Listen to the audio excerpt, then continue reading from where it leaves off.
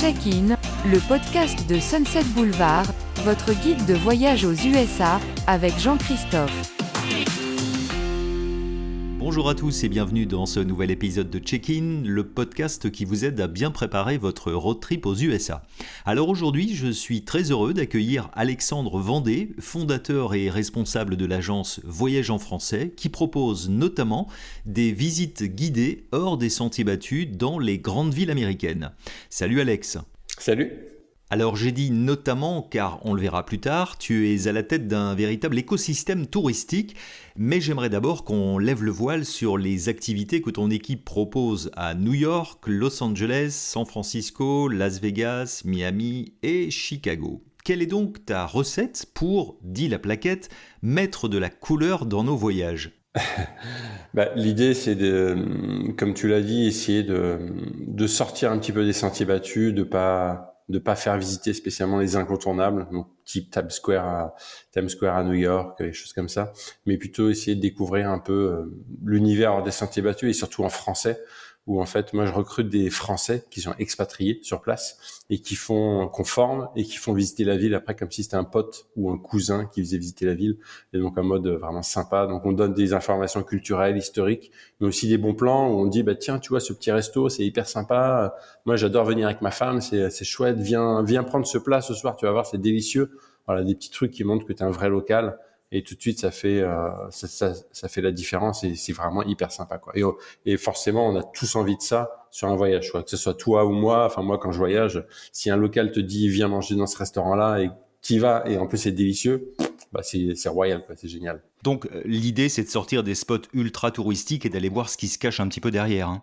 Ouais, c'est ça. Après, il y a certaines fois, tu vois, c'est ce qu'on a créé en fait à la base sur New York, et après on s'est rendu compte que sur des villes comme Miami, Las Vegas, San Francisco, Los Angeles, que c'était un peu plus compliqué parce que les gens y vont un peu moins souvent, parce que c'est vrai qu'à New York finalement, il y a beaucoup de repeaters comme on dit, et finalement sur les autres villes américaines, les gens viennent une fois, deux fois, souvent maximum, et ils ont besoin quand même de voir un peu d'incontournable. Donc ce qu'on fait, c'est que des fois on leur propose des incontournables, notamment à Los Angeles, tu vois, on a une visite à vélo de Santa Monica à Venice Beach, qui sont des coins très touristiques à Los Angeles. Et en fait, sur eux, ce qu'on leur propose, c'est d'aller se balader notamment sur la plage à vélo. Et ça, c'est ce que tous les touristes ont envie et aiment. Et finalement, nous, on leur donne, on va dire, un tiers de la visite, c'est ce qu'on leur donne. Et les deux tiers de la visite, on les emmène sur des coins où ils n'auraient jamais été. On les emmène à l'intérieur de Santa Monica, à l'intérieur de Venise. Et c'est hyper sympa. On les amène vers des canaux, vers du street art, vers des petits magasins hyper sympas. Et j'adore parce que finalement, à la fin de la visite, ils disent waouh, sans vous, on n'aurait jamais vu tout ça. Donc oui, on leur a donné ce qu'ils avaient envie, un peu les incontournables. Même si avec ces incontournables, on leur explique pas mal de choses. Et de l'autre côté, on leur donne plein d'autres choses qu'ils n'auraient pas vues par eux-mêmes. Et ça, pour moi, c'est une vraie réussite de faire ça, en tout cas. C'est ça. Qu'est-ce que tu attends exactement de tes guides ? Tu parlais d'autres villes que les États-Unis, et justement avec le Covid, on a dû changer. J'ai perdu beaucoup de guides. Sur la trentaine que j'avais avant le Covid, j'en ai perdu presque les trois quarts. Et donc, il fallait que je recrute énormément. Et quand je recrute un guide, moi, je veux qu'il soit souriant, je veux qu'il soit passionné. Et quand je dis la plupart du temps, c'est 95% du temps, ils ont jamais été guides avant. Soit ils ont été commerciaux, ils ont été agents immobiliers, ils ont été dans la finance. J'ai vraiment de tout. Et finalement, ces gens-là qui changent de métier sont passionnés. Et souvent, en fait, c'est des compagnons d'expatriés. C'est-à-dire, comme si toi, par exemple, ta femme a été expatriée à New York, par exemple, toi, tu la suivais, tu changes. Et finalement, tu pouvais pas continuer ton métier en fait sur New York, et finalement au départ tu fais visiter la ville à tes potes, à ta famille qui vient te visiter, et après tu te dis tiens, pourquoi pas être guide, et tu vois mon annonce, tu te dis pourquoi pas en faire mon métier. Et j'ai que des gens comme ça qui sont passionnés, et ça c'est royal. Et souvent moi ce que j'aime, c'est des guides qui sont passionnés par leur nouvelle ville, et qui aiment plus que tout leur ville. Ou notamment, la première fois que ça m'est arrivé, c'est Nathalie, une guide à Chicago, qui me dit, mais Alex, Chicago, mais c'est la plus belle ville du monde, quoi. Et donc, quand t'as quelqu'un comme ça qui est à fond sur sa ville, voilà, il est passionné, il transmet plein de choses, et c'est hyper sympa, quoi. Forcément, les touristes passent un super moment avec ce type de personnes. Alors comment se déroulent concrètement ces visites guidées ? Si je pars d'un point de référence très lointain, ne rigole pas, genre les visites des tours opérateurs avec le micro et le drapeau, j'ai donc tout faux ? Ouais, c'est ça. Non, pas tout fois à 100% non plus, mais oui, c'est ce que je veux pas, quoi. Et justement, nous, c'est des groupes de 12 personnes maximum, histoire que ce soit convivial, justement, que ça reste, qu'il y ait de la proximité et n'importe quelle personne au sein de la visite puisse poser des questions au guide, que le guide puisse intervenir avec tout le monde s'il y en a qui parlent pas trop, etc. Moi, par exemple, voilà, il y a jamais de micro. Je veux pas qu'il y ait de micro. Les guides se débrouillent. S'il y a du bruit à un moment donné à un endroit, bah, ils se déplacent. Mais voilà, moi, je veux pas de micro, c'est vraiment de la proximité. Et encore une fois, bah, c'est comme un pote qui te fait visiter la ville. Et quand tu as un pote qui te fait visiter la ville, bah, t'es pas en troupeau de 50 personnes. Donc, tu es toujours en petit comité. Puis sur certaines visites, on rentre dans des commerces, voilà, des petites choses comme ça. Et si tu rentres dans un commerce à 6-8, c'est pas comme si tu rentrais dans un commerce à 50. Et voilà, ça n'a rien à voir là, en termes d'expérience. Et c'est vraiment ce côté-là qu'on met en avant. Ce qui veut dire, si je comprends bien, que les visites sont pas totalement standardisées, qu'une visite peut être différente d'un jour à l'autre et d'un groupe à l'autre.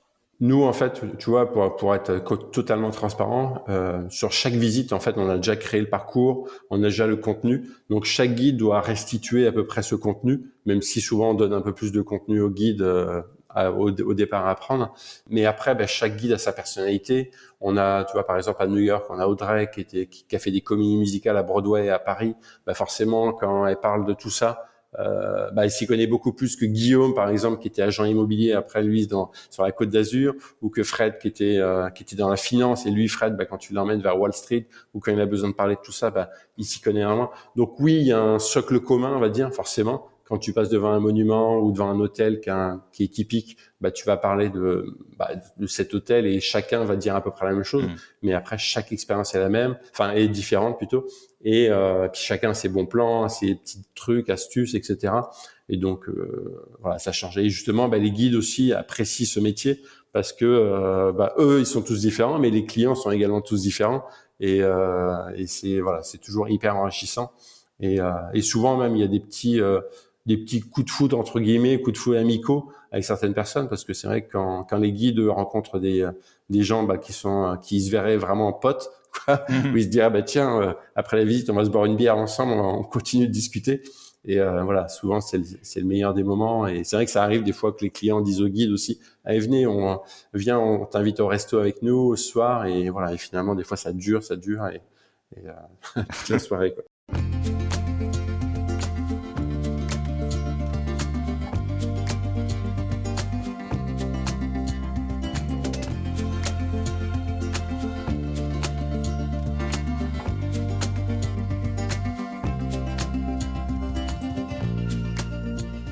Alors, j'aimerais maintenant que tu repenses à ton tout premier voyage aux USA. C'était d'ailleurs en quelle année ?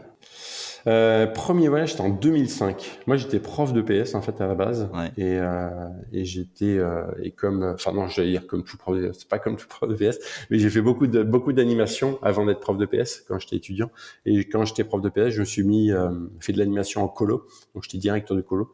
Et un jour, l'organisme dit bon Alex, on te propose la côte ouest américaine pour 3 semaines. Donc voilà, première fois aux États-Unis, j'ai posé les pieds à San Francisco. Et là, c'est waouh, je suis aux États-Unis, quoi. Voilà, parce que, enfin, comme tu le sais, Oui. les États-Unis, ça fait rêver tout le monde. Et moi, le premier, ça me faisait rêver. Alors donc, si je comprends bien, 17 ans ont passé, tu as depuis Ouais, très souvent traversé l'Atlantique. Avec c'est le ça. recul et en repensant à cette première fois, quel regard tu portes sur l'évolution du tourisme aux États-Unis pour nous les Français ? Ce que je vois surtout, c'est la démocratisation. Enfin, toi comme moi, je pense qu'on a à peu près le même âge. Et c'est vrai que quand on était gamin, nos parents partaient pas. Enfin, on partait pas avec nos parents aux États-Unis parce que le tourisme n'était pas démocratisé. Il y avait pas, les billets d'avion étaient beaucoup trop chers, etc. Et aujourd'hui, notamment avec Internet, avec les compagnies aériennes qui se tirent un peu la bourre en termes de tarifs, on arrive à partir pour pas si cher que ça en termes de vol. Et même si après la vie peut être chère sur place, ou si on reste notamment 3 semaines sur l'Ouest américain, ça coûte un petit billet. Mais voilà, cette démocratisation finalement a permis à beaucoup plus de personnes d'y aller. Et c'est vrai que je pense aussi que plus dans ton entourage, si tu as des amis qui vont sur l'Ouest américain, à New York, en Floride, etc., qui t'en parle, et après il y a un autre qui y retourne, enfin un autre qui y va, encore un autre qui y va, mais au bout d'un moment ça te donne envie aussi. Et finalement, cette démocratisation a permis à beaucoup de gens d'y aller, et puis au cercle proche, après, d'avoir envie aussi de tenter l'expérience. Et voilà. Et puis c'est vrai qu'on est baigné dans l'univers américain quand même depuis notre tendre enfance, quoi, avec les séries américaines, les films, Ouais. etc. Et on a tous vécu, enfin on a tous rêvé de ça, d'aller poser le pied aux États-Unis, quoi qu'il arrive. Pour aller voir si c'est vrai. C'est ça, exactement. Alors, tu parlais de démocratisation. Alors, elle a un effet pervers, évidemment, c'est le tourisme de masse. Alors, Ouais. je sais que tu as une envie farouche d'en sortir. Bon, la cause, Ouais. elle est très noble, mais est-ce qu'elle n'est pas vaine? Ouais, non, c'est vrai que c'est pas évident, c'est pas évident. Et puis après, nous on se rend compte, tu vois, par exemple sur des visites par exemple à New York, tu vois, on visite un peu hors des sentiers battus dans le quartier de Brooklyn, mais finalement des fois, notamment l'été, on peut faire 1 à 2 visites par jour, tu vois, sur un même lieu. Et donc pour le coup, le côté hors des sentiers battus, on amène des touristes tous les jours, régulièrement. Et là, comme tu dis, c'est où est-ce qu'on se place, quoi? Est-ce que finalement, ce côté des sentiers battus, on le fait pas devenir un peu plus commun, quoi, un peu trop touristique. Mais voilà. Après, dans ces coins-là, il y a quand même peu de touristes encore, et c'est pour ça que finalement, on continue d'y aller. Mais ouais, c'est une très bonne question. Et après, pareil, moi, c'est vrai qu'on n'a pas parlé, mais j'ai un blog également sur New York, et je me suis rendu compte, tu vois, la première fois que j'ai découvert ça, c'est que je conseillais une messe, en fait, enfin une église plutôt, une église pour une messe gospel à Harlem, et je me suis rendu compte un jour qu'il y a plusieurs personnes qui me disent, mais Alex, en fait, il y a trop de Français sur cette messe. Et en fait, je me suis rendu compte que finalement, j'avais un pouvoir, entre guillemets, de recommandation qui finalement, où finalement j'emmenais, je disais à tout le monde, allez dans cette église, et finalement tout le monde y allait, et au bout d'un moment, 1 plus 1 plus 1 plus 1, ça faisait que il y avait que des Français, et donc le côté hors des sentiers battus, pareil pour Harlem sur les petites messes gospel, il devient beaucoup moins des sentiers battus, ça devient très touristique. Donc c'est vrai que c'est pas évident de surfer un peu, de réussir à rester sur la vague, à pas tomber justement. C'est vraiment pas évident, Ouais, quoi. de C'est savoir où vraiment pas placer évident. le curseur, en fait, c'est ça l'idée, hein. Ouais, c'est Ouais. ça, c'est ça. Cette année 2022, elle est évidemment marquée par une forte reprise touristique après 2 années plombées par la crise Covid. On va pas rentrer dans les détails, mais on sait tous les deux ce que ça a voulu dire et combien on l'a vécu assez difficilement. Ouais. Est-ce que tu penses donc qu'il y a un avant et un après, que les choses ont changé, que certains repères ont bougé? Est-ce qu'on prend les mêmes et on recommence, pour faire simple? Franchement, Hmm. quasi. Je trouve pas qu'il y ait spécialement de changement. Je pense que tout le monde commence à être un peu à réfléchir, surtout après l'été qu'on vient de passer là en France, où c'était canicule, c'était les feux. Moi, j'habite Bordeaux, et des feux de partout. Hmm. On voit bien que la planète est en train de péter un plomb, malheureusement, et que il faut faire des efforts. Surtout que là, en plus, en termes avec la crise en Ukraine, etc. Niveau électricité, on se rend compte que cet hiver, ça va être compliqué. Et donc, on se rend compte qu'il faut faire des efforts, et que partir en avion à l'autre bout du monde, c'est compliqué. Mais après, le souci de l'autre côté, c'est se dire, est-ce qu'on se prive de de ces magnifiques voyages, quoi. Et le souci, en fait, c'est qu'une fois qu'on a goûté à ces voyages, on est drogué, quoi. Et c'est dur de s'en passer, quoi. C'est dur de se passer, de découvrir d'autres paysages, d'autres cultures, de revenir sur les terres où on a été, voilà, de revenir à New York, de revenir en Floride si on y a déjà été. C'est vraiment compliqué, quoi. Donc, je pense que les gens ont ça en tête, mais ça va être très long et très compliqué que tout le monde arrête du jour au lendemain comme ça. Et voilà. Moi-même, tu vois, j'y pense quand même. J'y pense là, tu vois, par exemple, en septembre, je devais aller voir mes équipes. J'avais envie d'aller voir mes équipes à Las Vegas, San Francisco, Chicago, Los Angeles, et je me suis dit, putain, si je fais pendant 10-15 jours, je fais que des vols entre chaque ville, je reste 2-3 jours. En termes d'écologie, c'est pas du tout, c'est pas du tout ma came, entre guillemets. Ça me plaît pas. Et finalement, j'ai reporté le voyage, que je me suis dit, en plus, c'est pas essentiel. Puis en termes économiques, toi comme moi, entre guillemets, on peut le dire, on a galéré avec ce Covid. Ouais. Donc, je me suis dit, mieux vaut ne pas faire ce voyage. Et finalement, parce que aussi, enfin, de manière écologique, c'était pas dans mes valeurs. Et finalement, c'est vrai que avant le Covid, je sais pas si j'aurais réfléchi exactement, enfin, avant le Covid ou pas finalement, mais avant, c'est cette planète qui commence un peu à tourner, qui tourne plus rond malheureusement. Je sais pas si j'aurais réfléchi à tout ça avant en tout cas. Donc ça change, mais pas à 100% encore, je pense.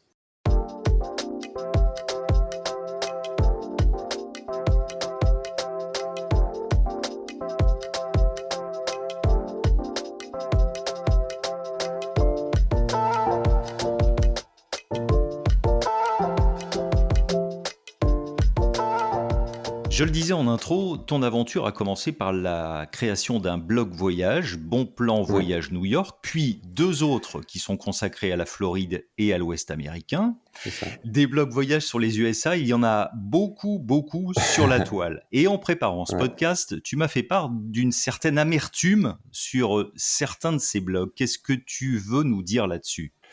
Ouais, j'ai même dit moi sur mes réseaux sociaux où j'ai un peu de mal parce que moi depuis le début en fait je suis enfin moi et d'autres hein, comme toi moi je suis Alex le gars qui va sur place qui teste et tout ce dont on parle en fait sur nos blogs sur nos 3 blogs c'est des choses qu'on a testées et notamment sur New York c'est là où on va dire je suis plus fort ou plus reconnu.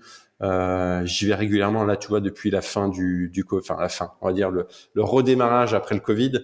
J'ai été 3 fois à New York et parce que j'ai besoin d'y aller, j'ai besoin de tester, j'ai besoin de savoir de quoi je parle. Et c'est vrai que je me suis rendu compte que de ces derniers mois, il y a de plus en plus de sites, enfin de plus en plus, il n'y en a pas non plus des centaines, mais il y en a quelques-uns qui sont apparus comme ça du jour au lendemain et où en fait on se rend compte que les personnes prennent des photos qui sont pas les siennes, ils prennent des photos sur Internet. Ils prennent les informations à droite à gauche en fait sur des sites, des blogs, des guides papier, etc. et créent des sites comme ça de toutes pièces. Et en fait, c'est des gens, on se rend compte que c'est des agences digitales qui sont spécialisées dans le référencement naturel. Et on se rend compte que finalement, l'internaute se fait un peu avoir là-dessus.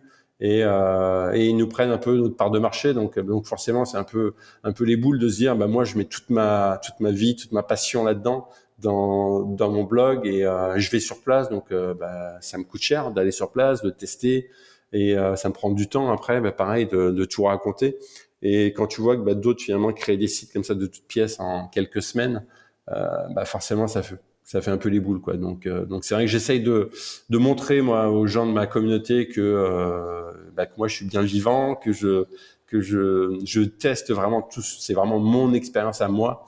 Et j'essaye de mettre ça en avant. Et je sais que toi, c'est pareil, quoi. Tu essayes de mettre ça en avant. Et on est quelques-uns encore à être passionnés vraiment par ce qu'on fait. Mais malheureusement, c'est un peu la jungle d'Internet, quoi. Et quand on a un internaute qui prépare un voyage comme ça aux États-Unis, certains internautes, ils voient que du feu, malheureusement. Et c'est vrai que c'est un peu pas compliqué pour nous, mais c'est un peu frustrant surtout, quoi. Oui, C'est ce côté-là. alors c'est vrai que les internautes ne nous appartiennent pas, c'est vrai qu'ils zappent beaucoup, ils picorent beaucoup, c'est le jeu, j'ai envie de dire. Mais Bien sûr. ce qu'on peut donner comme conseil à un internaute, surtout s'il visite un site pour la première fois, c'est d'abord d'être curieux, c'est-à-dire mention légale. Alors c'est pas très sexy, mais mention légale. Qui sommes-nous? Les pages à propos, par exemple, avoir la curiosité de regarder où est le siège social. Vous aurez de belles surprises parfois.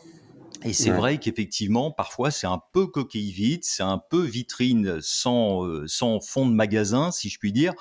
Et qu'effectivement, toi comme moi, on sait ce que c'est que de mettre de la passion dans des sites où on met un peu nos tripes et toute notre énergie pour essayer de faire quelque chose et de voir qu'à côté, il y a des petits malins qui proposent des choses vite fait, mal faites, souvent d'ailleurs. Et surtout, n'oublions pas que quand il y a une démarche commerciale au bout, voilà, c'est là où il faut être un petit peu plus vigilant. Et puis après, c'est vrai qu'il faut aussi être vigilant, notamment, moi je sais qu'il y a un site, pour pas le nommer, je vais le nommer, c'est pas grave, NewYorkCity.fr, il y a un gars qui s'appelle Eric, qui est hollandais, et lui, pour le coup, sur le site en français, NewYorkCity.fr, on a l'impression de parler à Eric, on peut lui poser des questions, etc. Mais le truc, c'est qu'on peut aller sur NewYorkCity.nl, c'est-à-dire en Hollande, point Yucca en Angleterre, on peut aller sur le point Brésil, enfin le point au Brésil, et en fait finalement on se rend compte que c'est Eric qui est partout, et comme si voilà Eric pouvait répondre à tout le monde, et en fait non, en fait le gars il est hollandais, il parle pas français, il parle pas italien, il parle pas brésilien sûrement, enfin portugais. Pour moi c'est un peu à essayer de, enfin c'est une tromperie en fait envers les internautes, et moi je sais que sur mon blog j'ai des personnes qui m'aident à travailler, Cédric, Stéphanie, Sonia, et ils répondent à leur nom quoi, ils répondent pas en mon nom. Et je trouve que c'est bien d'être honnête vis-à-vis des gens qui nous suivent, qui nous lisent. Et pour moi, depuis le début, j'essaye de faire attention à cette image-là. Mais je me rends compte que finalement, il y en a d'autres qui font pas attention et puis ça fonctionne quand même. Et les gens se font plus ou moins avoir entre guillemets. Et c'est vrai que encore une fois, c'est frustrant quoi. C'est frustrant. Ouais, je te rejoins sur cette idée d'éthique, disons, du web, où effectivement l'idée est de ne pas tromper l'internaute, parce qu'un internaute de gagner, c'est dur, mais il peut être perdu en quelques secondes. C'est ça, exactement. Voilà. Allez, on va parler de choses un peu plus positives. Tu es retourné à New York au mois de juillet. Quelles sont tes dernières trouvailles, tes derniers coups de cœur ? Dernière trouvaille, dernier coup de cœur, on va dire il y a une nouvelle, un nouveau pier qui s'appelle Little Island, pardon, c'est pas City Island, Little Island, qui est sur les bords de l'Hudson. Et en fait ici, donc ça a ouvert en fait pendant le Covid. Mais moi j'ai découvert en fait là au mois de juillet justement qu'il y avait un festival en fait pendant tout l'été, il y a des petits concerts. Et ce qui est hyper sympa, c'est qu'il y a un amphithéâtre dessus. Et donc on est sur l'eau en fait, et un amphithéâtre qui est face au soleil en fait, enfin face au coucher de soleil pardon, face au New Jersey. Et en fait on peut assister à des concerts, c'est hyper sympa et c'est vraiment unique quoi. Ensuite il y a pas mal de choses, pas mal de nouveautés à New York dernièrement. Et après je vous apprendrai pas que New York c'est une ville qui dort jamais, qui se renouvelle sans cesse. Et notamment j'ai testé récemment une attraction qui s'appelle City Climb, qui permet de monter en fait tout en haut d'un building qui est juste au nord en fait de la High Line. Et en fait on grimpe en fait comme si c'était de l'escalade ou de la Via Ferrata pour ceux qui connaissent. Et donc on est bien sûr tenu avec un mousqueton, avec un baudrier, etc. Et on peut se pendre un peu en arrière ou en avant dans le vide à plus de 400 mètres de hauteur. Donc ça, c'est vraiment magnifique, c'est unique. C'est la nouvelle attraction à sensation de New York. Et c'est vraiment à faire. Moi, je la conseille à 100%, quoi. Merci beaucoup Alex pour ce moment qui était vraiment sympa entre confrères blogueurs. Bah oui, c'est pas si souvent finalement qu'on fait ça. Et je pense qu'on le refera. Avec grand plaisir, grand plaisir. Moi aussi, j'ai pris plaisir à partager avec toi. Et j'aurais envie de t'interviewer aussi sur les mêmes questions que toi. J'ai envie d'avoir un peu ton point de vue. Mais finalement, aujourd'hui, c'était mon point de vue, mais à réfléchir après pour un après. Merci à toi en tout cas. Exactement. À bientôt Alex. À bientôt. Ciao. Ouais. Ce podcast vous a plu, n'hésitez pas à vous abonner, à partager cet épisode, à laisser 5 étoiles et un petit commentaire sur Apple Podcast. Merci à tous, prenez soin de vous et à très bientôt.